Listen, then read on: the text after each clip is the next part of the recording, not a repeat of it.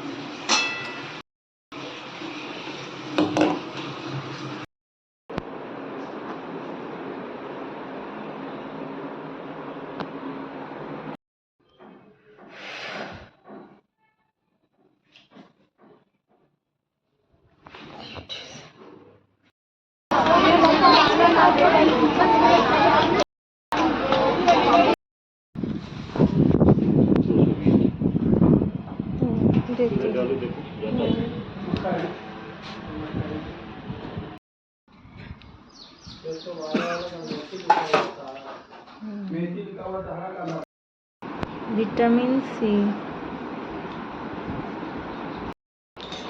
এবার আমি দেখাচ্ছি আমি কি কি শাড়ি কিনেছি। প্রথমেই আমি একটা দেখাচ্ছি, এটা আমি একটা মঙ্গলগিরি শাড়ি নিয়েছি।